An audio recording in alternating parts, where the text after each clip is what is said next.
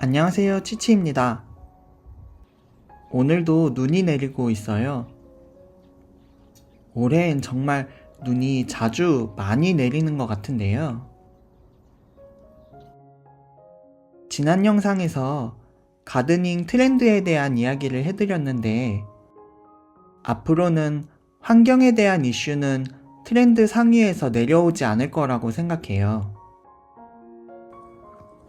정원을 가꾸시는 많은 분들께서 온몸으로 체감하고 있겠지만, 이전과 비교해서 기후와 환경이 정말 많이 변했고, 식물을 키우기에 점점 더 어려운 환경이 되어가고 있어요.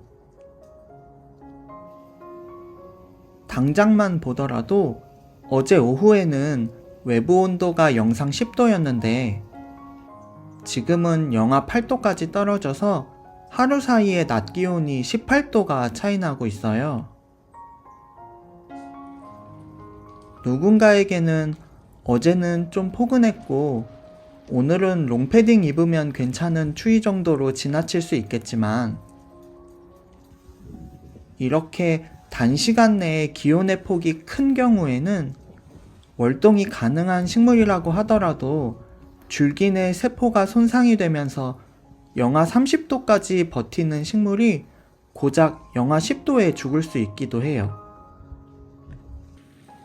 그래서 제가 영상에서 지겹게 환경에 대한 이야기를 하는 것이고, 기후변화는 정원을 가꾸거나 농업을 짓는 사람들에게는 결코 가볍게 넘어갈 수 있는 것이 아니라는 점 꼭 참고해 주세요.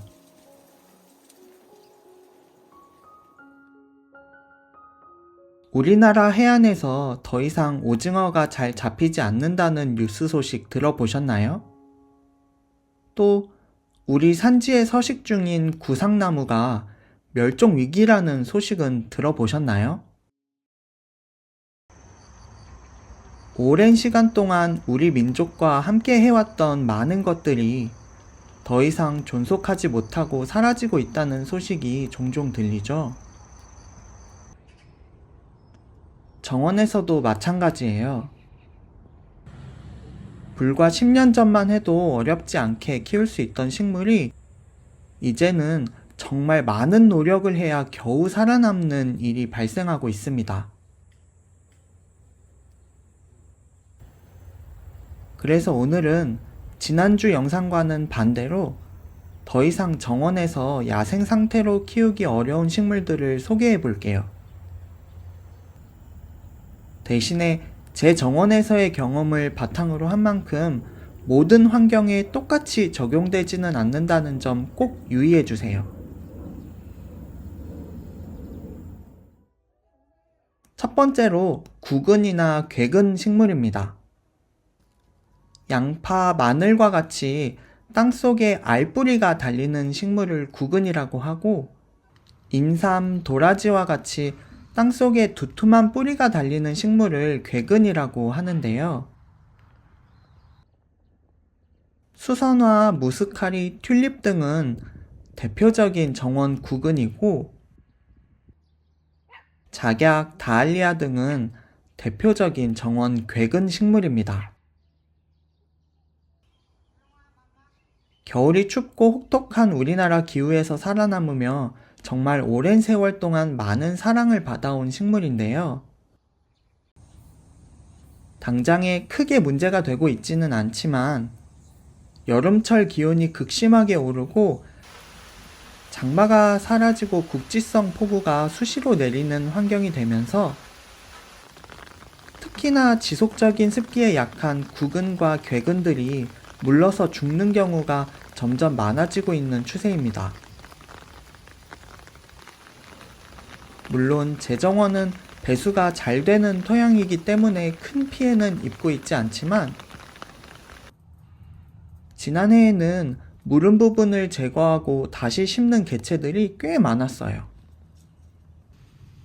특히나 작약이나 다알리아는 더욱 습기에 약해서 쉽게 무르고, 그늘에 약해서 흰가루병이 쉽게 발생하는데, 유독 흐린 날이 많고 비가 많았던 지난 여름에는 작약과 다알리아까지 방제를 하지 않을 수 없을 정도로 흰가루병이 발생하기도 했습니다.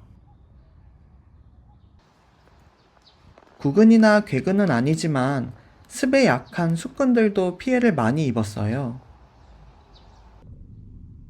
숙근 제라늄, 루피너스, 루드베키아 등이 세력이 많이 작아졌고, 특히 첫 해부터 애지중지 키우던 델피늄은 지난해 봄에 싹을 틔우나 싶었는데 4월 한파와 여름 폭우로 인해서 완전히 정원에서 사라졌습니다.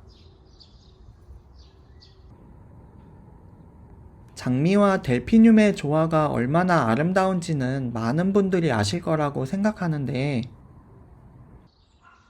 제 정원에서는 더 이상 델피늄을 월동해서 키우는 것은 불가능할 것 같아요. 그리고 여름에 꽃을 피우는 접시꽃이나 글라디올러스는 꽃을 피우는 것까지는 문제가 되고 있지는 않지만 꽃이 피는 시기에 맞물려서 폭우가 내리면서 꽃이 제대로 피지 못하거나 대가 완전히 부러져서 일일이 지지대를 세우지 않는다면 키우기 어려운 상황이 되었습니다. 저는 장미 이외에는 가급적 정원 식물들에 손대지 않고 편하게 자연스럽게 키우자는 주의인데, 모든 꽃과 줄기를 지지하고 손을 대야 하는 상황이 된다면 제 정원에서는 키우기 어려울 것 같아요.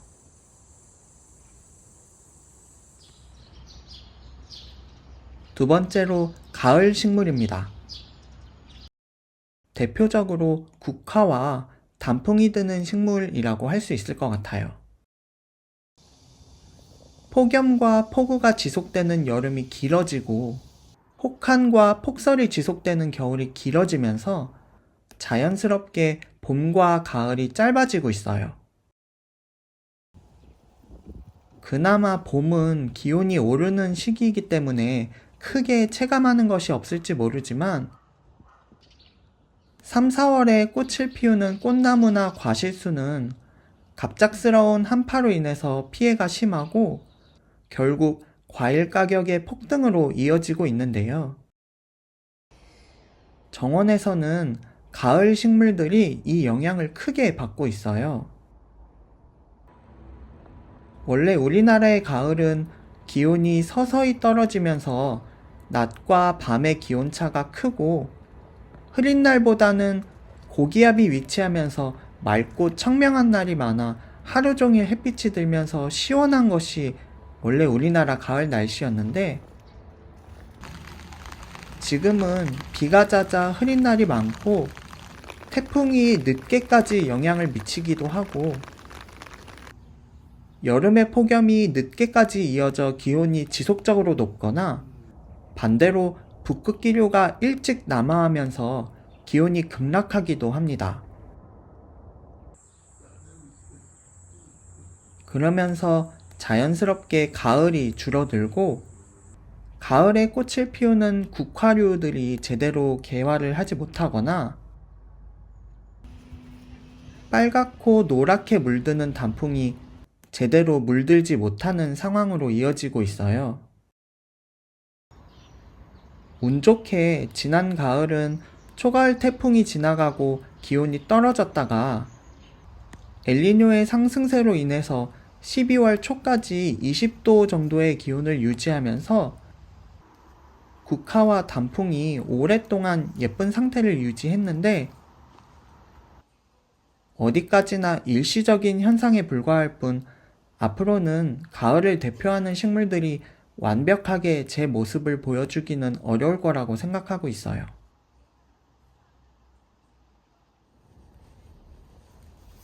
올해엔 2월부터 정원을 크게 개편할 계획을 가지고 있습니다.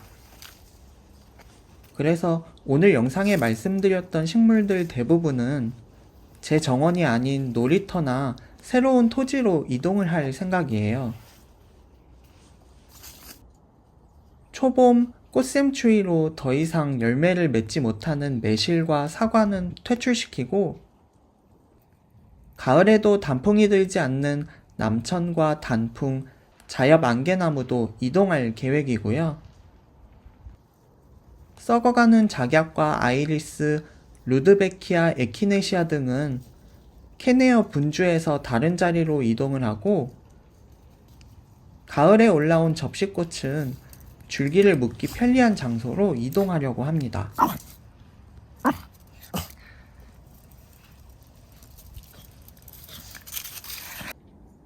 물론 오랜 시간 애지중지 키우며 함께한 식물들을 끝까지 지켜내면 좋겠지만, 저와 같이 더 이상 환경의 변화로 키우기 어려워졌다면 정리를 해나가면서 좀 더 강한 식물로 교체하는 것은 어떨까 하고 조심스럽게 권장해 보는데요.